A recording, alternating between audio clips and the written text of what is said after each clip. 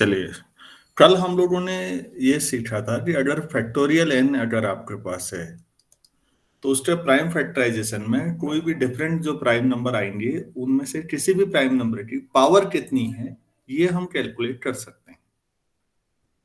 मैं उम्मीद कर रहा हूँ सभी लोगों को समझ में आ गया होगा। किसी भी नेचुरल नंबर के फैक्टोरियल में कितने 2, कितने 3, कितने 5, कितने 7, 11, 13 एंड सो ऑन कितने होंगे, ये निकाल सकते हैं हम लोग। सभी लोग क्लियर हैं इतने में? Yes sir. Yes sir. चलिए ठीक है। Yes sir. तो उसी का एप्लीकेशन करते हुए बच्चों एक दो छोटी छोटी थ्योरम्स और हैं छोटे, और फिर कुछ क्वेश्चंस करते हैं। ये रिजल्ट आपने पहले भी पढ़ा हुआ है, एन और आर नेचुरल नंबर हैं अगर,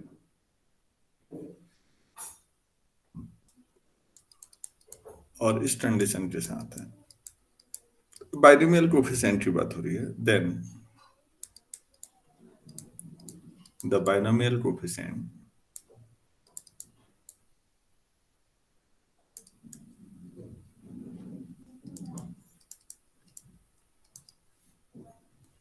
हम लोग एन सी आर कहते हैं। एन मतलब एन में से चूज करने हैं आर, एन चूज आर भी कह सकते हैं आप, या ऐसे भी लिख सकते हैं। और सॉल्व करने पे फैक्टोरियल एन, फैक्टोरियल आर और फैक्टोरियल एन माइनस आर, ये भी एक नेचुरल नंबर आएगा, ये प्रूव करना है। हर बाइनोमियल कोफिशिएंट एक नेचुरल नंबर होता है, ये तो आप जानते ही है ना, बाइनोमियल एक्सपेंशन में। Yes sir. जब आप बाइनोमियल एक्सपेंशन, मैंने बताया भी था एक बार आप लोगों को, तो बाइनोमियल एक्सपेंशन जब करते हैं तो नंबर ट्राइंगल, पास्कल ट्राइंगल जैसा बनता जाता है। तो सभी बाइनोमियल कोफिशिएंट नेचुरल नंबर होते हैं, ये हमारा अनुभव रहा है। लेकिन अब अगर इसे इन जनरल प्रूफ करने को कहा जाए तो हम अपने अनुभव से नहीं मानेंगे ना, वो तो करना पड़ेगा प्रूफ। अनुभव से आप एग्जाम्पल दे सकते हैं। बहुत फेमस कोटेशन है बच्चों, for example is not a proof. समझ में आया? उदाहरण देने से प्रूफ नहीं होगा। पाइथागोरस थ्योरम प्रूफ करने को कहा जाए और आप 3, 4, 5 लेके दिखा दें तो ये प्रूफ नहीं माना जाएगा। अच्छा, आज सब लोग लेट क्यों ज्वाइन कर रहे हैं उस लोग?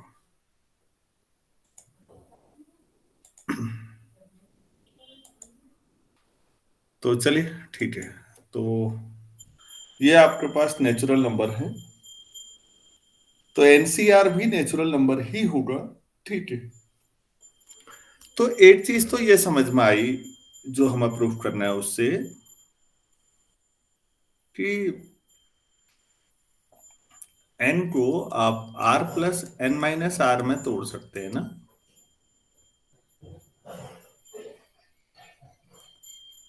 अगर आप इसको a समझें और इस पूरे को b समझें, तो फिर लेफ्ट साइड को क्या समझना पड़ेगा?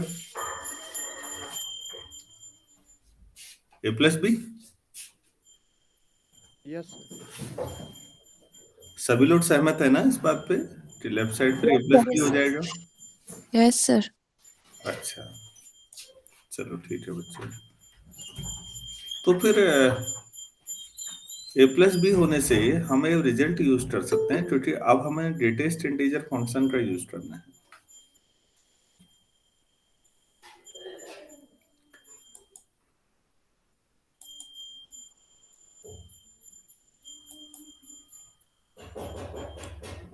तो ग्रेटेस्ट इंटीजर फंक्शन का हम यूज कर सकते हैं यहां पर, और वो ये है, we know that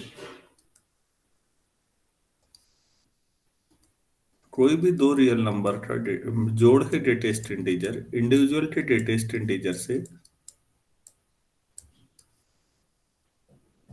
and this is true for every A B belongs to R. Real analysis कहती है कि हर कोई भी दो रियल नंबर्स के लिए सही है, नहीं? Yes sir. ठीक है, तो हम इस लॉजिक को यहां पर यूज करेंगे।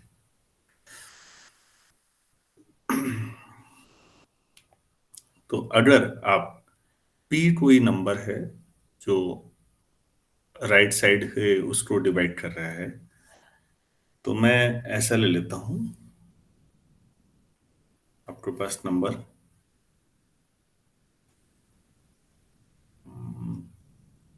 n upon p greatest integer और r upon p greatest integer और n minus r upon p greatest integer real number के लिए सही है बच्चों। ये इनइक्वलिटी ध्यान रखिएगा, कोई भी रियल नंबर, तो ये r अपॉन p और n minus r upon p भी रियल नंबर हुए या नहीं हुए? Yes, sir. Yes, sir. तो ये सही हुआ या नहीं हुआ?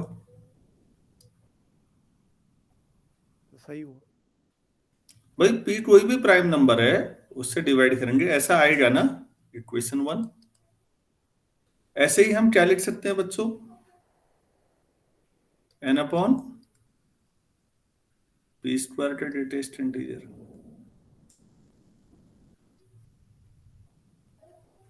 r अपॉन p स्क्वायर का greatest integer plus n minus r upon p square का greatest integer and so on. ऐसा चलता रहेगा, क्योंकि अब आपने ऊपर इनइक्वलिटी जो लिखी है ग्रेटेस्ट इंटीजर में, वो कोई भी रियल नंबर के लिए है। ये बस इस प्रॉपर्टी का यूज कर रहे हैं हम लोग, सोचिएगा। अगर वो इंटीजर के लिए हो जाती तो हमारे लिए आफत हो जाती है अभी। सो अब अगर इनको जोड़ दें इन इनइक्वलिटीज को, n upon p to the power k greatest integer, और k बच्चों 1 से लेकर इनफाइनाइट तक हम लिखते जरूर हैं, लेकिन होता नहीं है, आप जानते हैं। तब भी ये सही हो जाएगा, डायरेक्ट लिख सकते हैं। Yes, sir. Yes, sir. Summation r upon p to the power k, k 1 to infinity, plus summation n minus r upon p to the power k greatest integer k from 1 to infinity. बस इस line को आप थोड़ा सा इस पे बातचीत करते हैं, हो गया, प्रूफ हो गया। ये एक अलग तरीका था। पिछली बार का जो हमारा इसी पर प्रूफ था, मुझे याद है वो दीपक ने दिया था मेरे ख्याल से। पिछली बार भी एनसीआर जब बाइनोमियल कोफिशिएंट आया था, कहीं पर प्रूफ किया था हमने, नंबर थ्योरी में ही किया या कहीं और किया, मुझे याद नहीं है। नंबर थ्योरी में था सर। नंबर थ्योरी में ही था, तो वो हमारा दूसरा तरीका था। आज ये दूसरा तरीका है। ये क्या है बच्चों, लेफ्ट हैंड साइड में क्या है, ये चीज क्या बता रहा है आपको?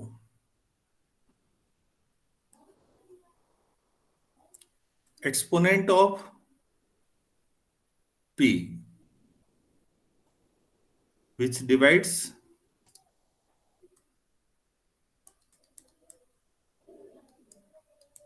n factorial. सही है या नहीं भाई? इस लेफ्ट हैंड साइड के एक्सप्रेशन से आपको क्या पता चलता है बच्चों?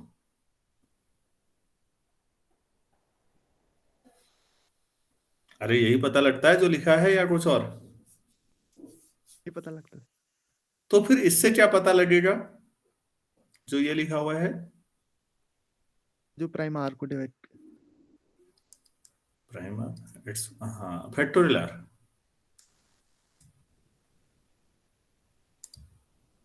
इस डिवाइड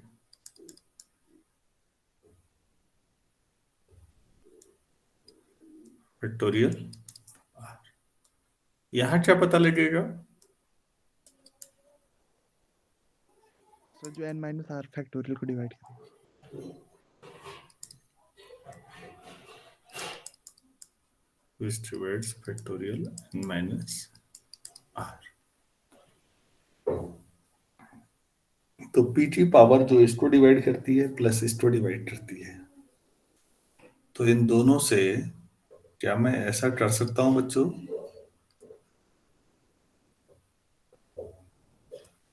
एक्सपोनेंट ऑफ p यहां से निकाल पाऊंगा या नहीं? which divides factorial R into N minus R factorial. तो मतलब पीटी पावर इतनी पावर इसको डिवाइड कर रही है, इतनी पावर इसको डिवाइड कर रही है। तो आप ये निकाल पाएंगे या नहीं? Yes sir. Yes sir. आपके पास लेफ्ट हैंड साइड में power greater than equal to है, ये समेशन, मतलब ये पावर ज्यादा है। अगर ये पावर लेफ्ट हैंड साइड की पावर ज्यादा है राइट के मुकाबले, तो लेफ्ट हैंड साइड जो हुआ फैक्टोरियल एन को डिवाइड करने वाले पी जितने हैं, वो उसकी जो पावर है टोटल वो ग्रेटर देन इक्वल टू है इक्वेशन 3 के हिसाब से राइट साइड के मुकाबले। तो फिर जो राइट को पी की पावर ये डिवाइड कर रही है, यही अगर लेफ्ट को डिवाइड करे तो कुछ पी बच जाएंगे या नहीं, बच सकते हैं या नहीं?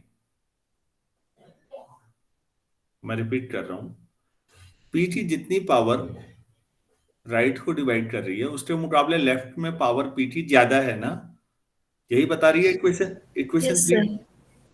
तो पी की जितनी पावर ये राइट हैंड साइड में फैक्टोरियल आर और फैक्टोरियल एन माइनस आर को डिवाइड कर रही है, अगर वो पावर लेफ्ट को भी डिवाइड करे तो पी की कुछ पावर बच सकती है या नहीं? Yes sir. और नहीं बचेगी तो बराबरी हो जाएगी, तो 1 आ जाएगा। तो क्या अगर ये लॉजिक क्लियर है आपको, तो factorial N upon factorial R और एन माइनस आर ये जो है इज इंटीजर, क्या ये लाइन लिख सकते हैं फिर?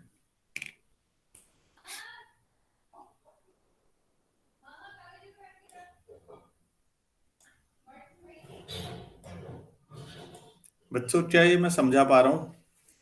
पीटी जितनी पावर राइट हैंड साइड को डिवाइड कर रही है उससे ज्यादा पावर आ रही है लेफ्ट को डिवाइड करते समय, और लेफ्ट मतलब फैक्टोरियल एन को डिवाइड करते समय। तो फैक्टोरियल एन अपॉन दिस जब आप करेंगे तो इंटीजर आना चाहिए या नहीं आना चाहिए, मैं ये जानना चाह रहा हूँ। आएगा सर। देखो भाई इतना ही समझना है, अगर समझ में आ गया तो ये ग्रेटेस्ट इंटीजर की सफलता है इस फंक्शन की, कि हाँ अच्छा ऐसे भी सोचा जा सकता था। ग्रेटेस्ट इंटीजर फंक्शन लगा के आपने इसको इंटीजर डिवाइड, इसको इंटीजर बता दिया।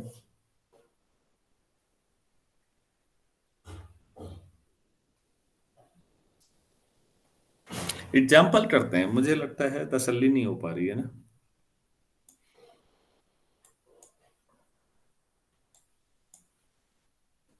इलिस्ट्रेशन कर लेते हैं कोई।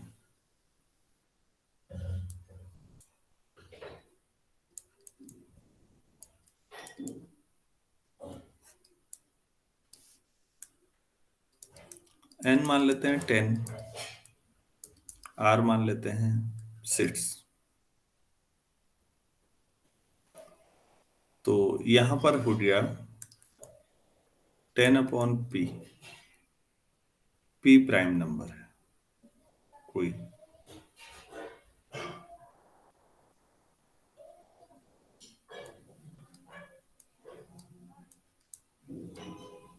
पी की पावर के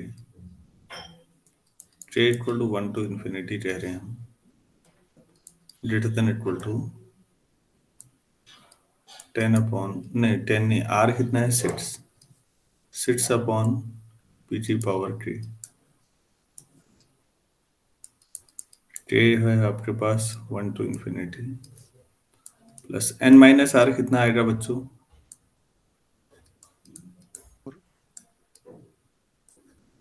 4, के फ्रॉम 1 टू इंफिनिटी। आप ये रिजल्ट समझ रहे हैं, पी की जो कुछ भी रख के देखते हैं, लेट पी इक्वल टू 2 रखिए।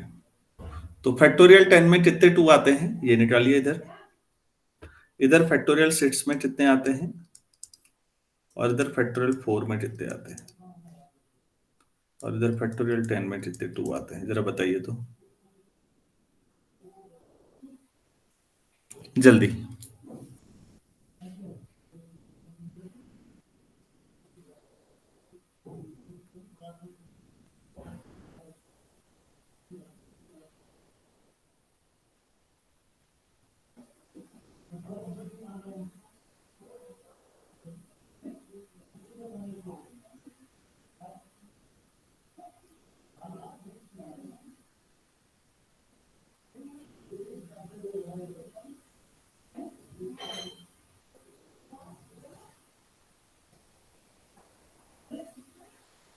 कर पा रहे हैं आप लोग? 10 में 8, हम्म। 10 में अच्छा 8 तो आते हैं। अच्छा, इसमें 8 आ रहे हैं, टोटल 2, मतलब 2 की पावर 8 है यहाँ, और यहाँ कितना है 2 की पावर? इसमें 4, हाँ जी। 4 4 इसमें 4, और यहाँ 3 की 2 पावर की 3। पावर 3। 2 की पावर, तो 2 की पावर 4 ले लेते हैं जो बड़ा आ रहा है। तो 2 की पावर 4 जो है वो अकेले, मतलब फैक्टोरियल 6 और फैक्टोरियल 4, दोनों को डिवाइड करने के लिए 2 की पावर 7 कर लूं।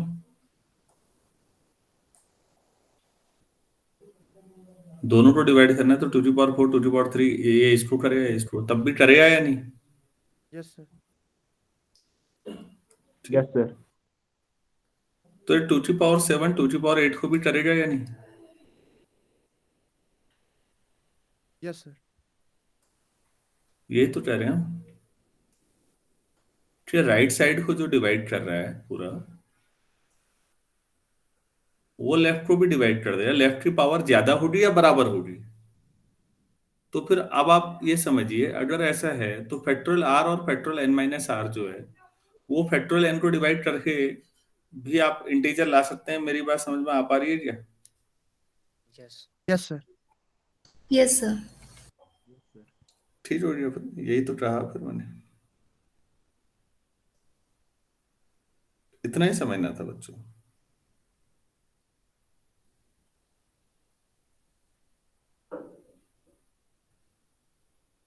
किसी को अगर कोई डाउट अभी भी हो रहा है तो बोलिएगा कि नहीं समझ में आ रहा है।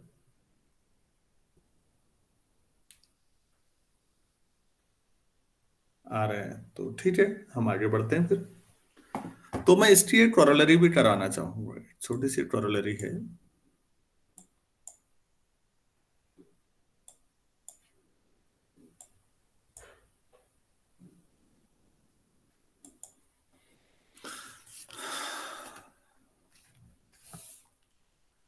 तो कॉरोलरी ये कहती है,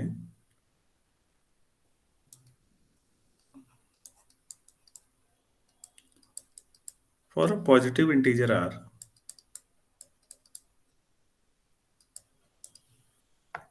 the product of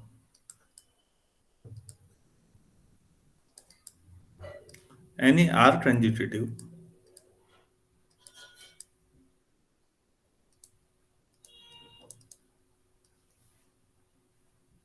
of any R transitive positive integers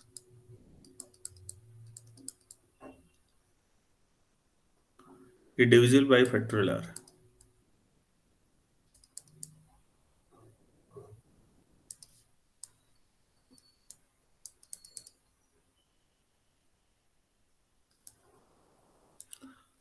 अगर कहीं से भी शुरू करो, 1 से लेना जरूरी नहीं है, किसी भी नेचुरल नंबर से शुरू करिए आगे को। लगातार 3 अगर नेचुरल नंबर का प्रोडक्ट होगा तो फैक्टोरियल 3 से डिवाइड हो जाएगा।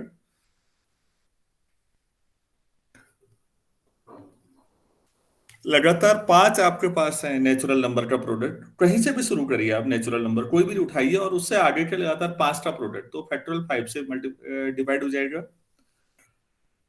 और ऐसी फैक्टोरियल आर से डिवाइड हो जाएगा, और लगातार आर नेचुरल नंबर का प्रोडक्ट ले लिया आपने, ये कहा गया है। तो कहीं से भी स्टार्ट करिए कहा गया है। तो चलिए ठीक है, आपने एन ले लिया, एन, n-1, n-2 या एन, ये है आर का लेना है। n-0 से शुरू कर रखा है, तो आर तक नहीं ले जाएंगे आप, आर से पहले तक ले जाएंगे। ये बात समझ में आ रही है? Yes sir. n-0 है ना भैया पहला, फिर n-1 है, लास्ट n-r+1 है, तो ये n नंबर हो गए या नहीं? यस। अच्छा,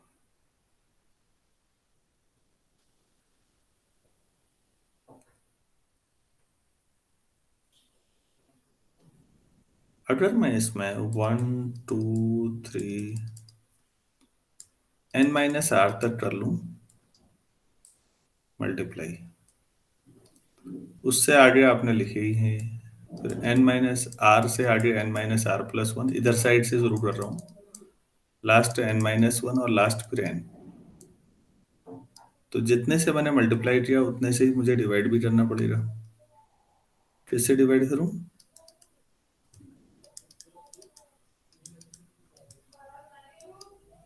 ऐसा लिख सकते हैं? Yes, sir.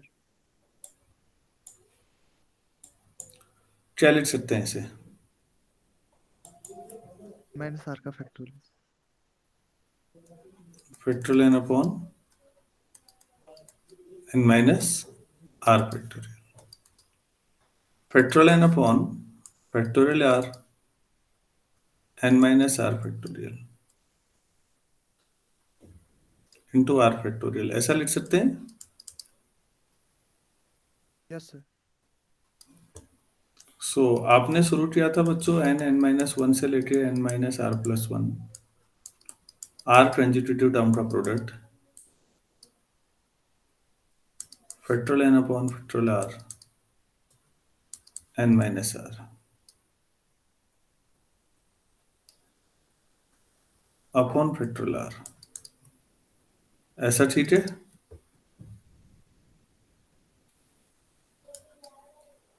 ये अभी प्रूव किया था कि ये इंटीजर होता है, Yes, sir.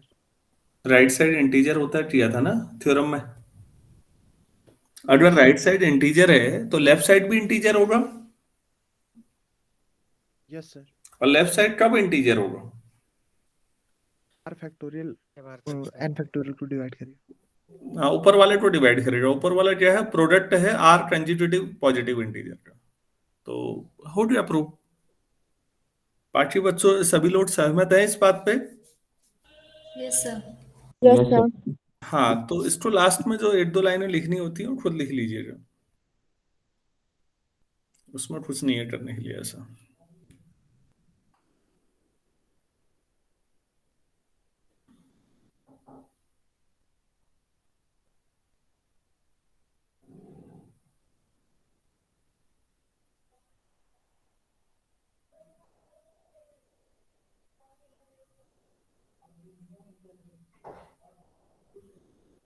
तो कुछ आगे बढ़ाते हैं फिर। अब एक आध क्वेश्चन भी दिखा देते हैं आप लोगों को करके।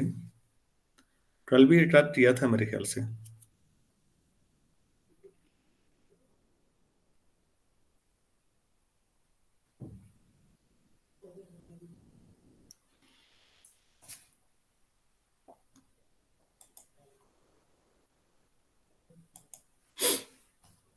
तो हम लोग क्वेश्चन कर रहे हैं, पहले डेटेस्ट इंटीजर पर ही है। For any N greater than equal to zero, natural number ही ले रहे हैं हम।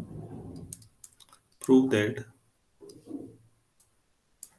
n बाई टू का greatest integer minus minus n by two का greatest integer equal to n।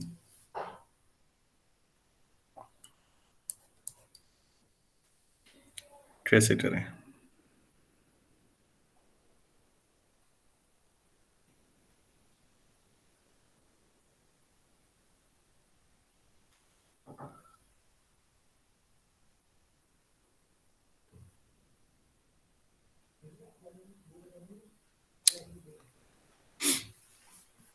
Sir एक बार n/2 का इंटीजर लेके वो प्रूव करते हैं।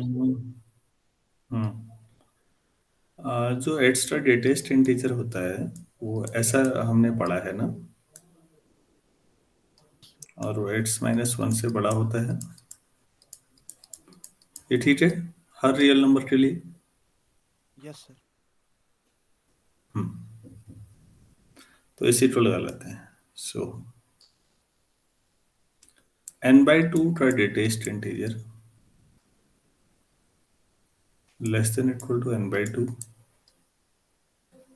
Greater than equal to n by two minus one. ठीक है,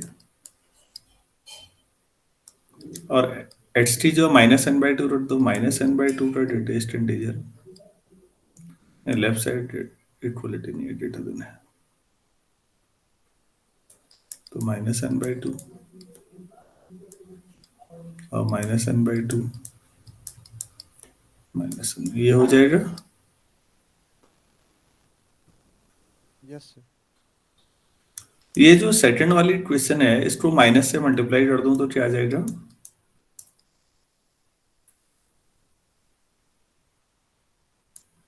N by two plus one greater than, बाहर से minus, minus N by two greater than equal to N by two. इसको थोड़ा सिस्टमेटिक लिख देता हूँ, एन बाई टू को लेफ्ट ही लिख लेता हूँ। फिर ये हो जाएगा माइनस एन बाई टू का ग्रेटेस्ट इंटीजर माइनस, और उससे बड़ा N by two plus one. थोड़ा सभी इनइक्वलिटी 1 2 3 में एक ही तरफ को, एक ही डायरेक्शन में आ गई ना, हमारे लिए समझना आसान हो जाएगा। ये तो समझ में आ ही रहा होगा। Yes sir. Yes, sir. अच्छा बच्चों, मैं अगर 1 और 3 को ऐड कर दूं तो क्या मिलेगा? एडिंग इक्वेशन 1 एंड 3, क्या मिलेगा भाई? ऐड कर सकते हैं, दोनों एक ही तरफ चल रहे हैं। बोलिए।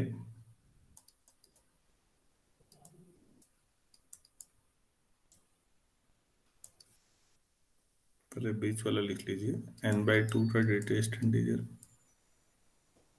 जोड़ेंगे तो ऐसा आ जाएगा। अब इधर बताइए राइट साइड में क्या होगा? N plus one. N plus 1. N plus one, और इधर N minus 1. N minus. N minus one. Yes sir. अच्छा,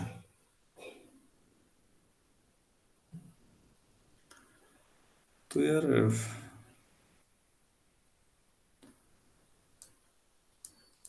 रियल लाइन पर आप गौर करिए ना, ये एन है, अब इंटीजर में ही चलना है।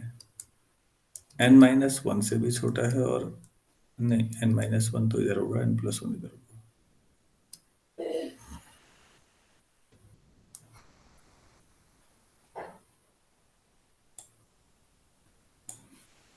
क्या समझ में आ रहा है इसमें? तो बच्चों, क्या मैं इसे ऐसे लिख सकता हूँ जो लिख रहा हूँ ये, एन बाई टू का greatest integer minus minus N by two का greatest integer, N plus one से छोटा है तो किसके बराबर लिख सकता हूँ? Sir N minus one. N. N plus one से छोटा है तो ऐसा लिखा जा सकता है ना? Yes sir. इधर भी सोचिएगा कि लेफ्ट हैंड साइड में n माइनस वन है, और आप कह रहे हैं कि इससे बड़ा एक्सप्रेशन है, तो मतलब या तो n होगा या उससे भी बड़ा होगा। क्या ये लाइन सही है जो लिखी है लास्ट में?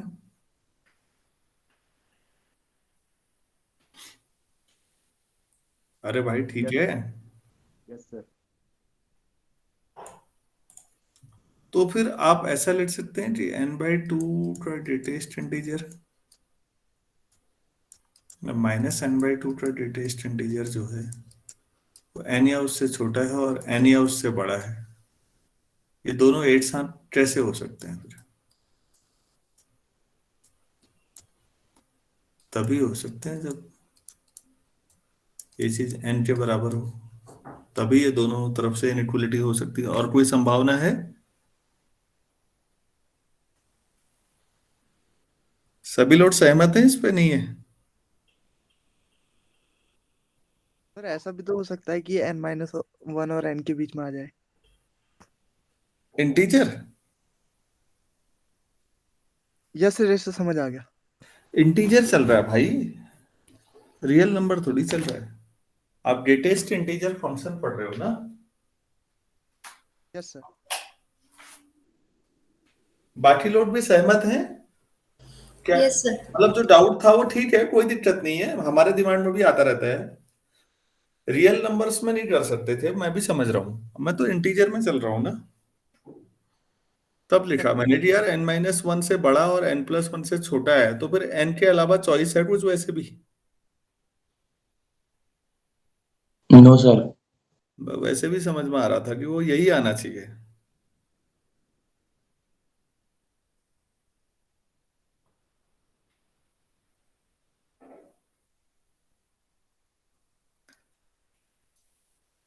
सभी लोग सहमत है तो आगे बढ़े। Yes sir. Yes, sir. चलो ठीक है बच्चों, ये ग्रेटेस्ट इंटीजर की बड़ी बेसिक चीज थी। तो अब फैक्टोरियल 1000 में कितने जीरो आएंगे, एक सवाल है बटन साहब का। वैसे तो कोई भी फैक्टोरियल में पूछा जा सकता है, आप लोगों से मैंने शायद करवा लिया था ना ये सवाल। सर 2 की पावर 5 की पावर 4 9 सर 249 4 है। हाँ 249 उनने लिखा है, prove that there are 249 zeros in factorial 1000 लिखा है, तो मतलब तुमने कर लिया। अच्छा, तो मैं अब एक क्वेश्चन दे रहा हूं आपको।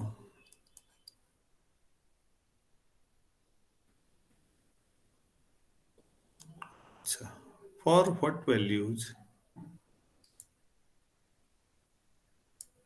Of n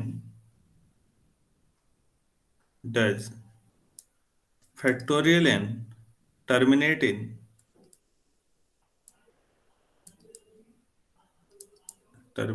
in 37 zeros। क्या पूछा गया है बच्चों? वो नंबर बताओ n की फैक्टोरियल n में कितने जीरो हो जाए। 37। 37 हम्म।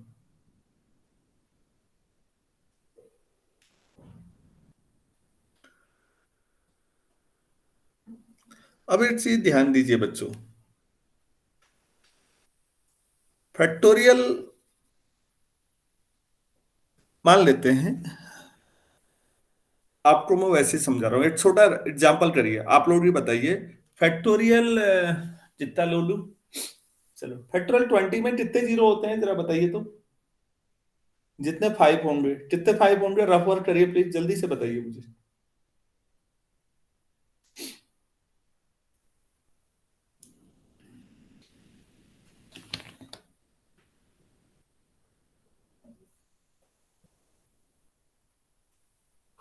फोर।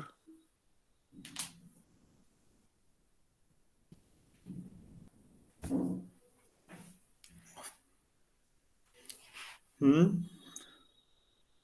5 की पावर 4 4। फैक्टोरियल 20 में 4 जीरो आएंगे ना। यस।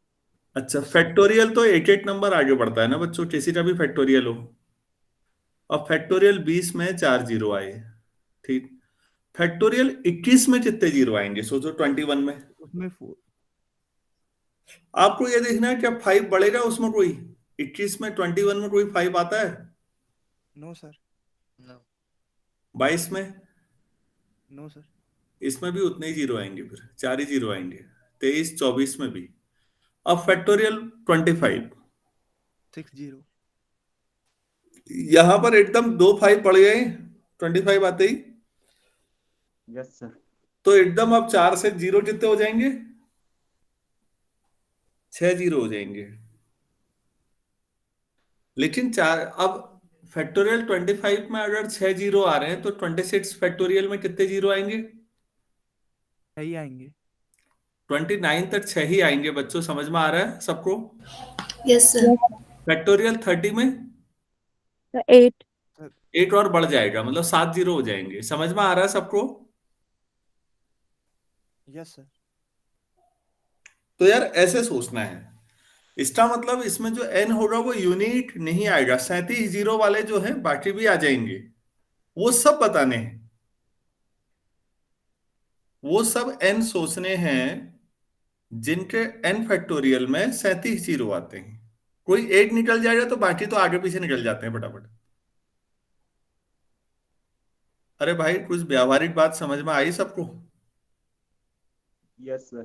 फैक्टोरियल 30 में अभी हमने बात की 7 जीरो आएंगे, तो 34 तक 7 ही जीरो होंगे, 8वां जीरो 35 में आ पाएगा।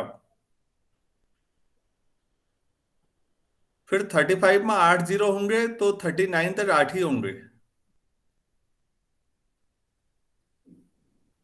फिर 40 में जाके 9 होंगे, 44 तक 9 ही होंगे, 45 में फिर 10 जीरो हो जाएंगे। इस तरह से आगे बढ़ना है। इतना लंबा सा एग्जाम्पल दे दिया मैंने, 20 से शुरू करके 45 तक। अब तो समझ में आ जाएगा। Yes. Yes sir. हाँ, तो इसे होमवर्क मानिए। आज इतना ही करिए, इसको होमवर्क के तौर पर ट्रीट करिए। आप लोग बता पाएंगे तो बहुत ही खुशी होगी मुझे, नहीं बता पाएंगे तो, क्योंकि इसमें टाइम लगेगा, अभी इतना आसान भी नहीं है चीजें।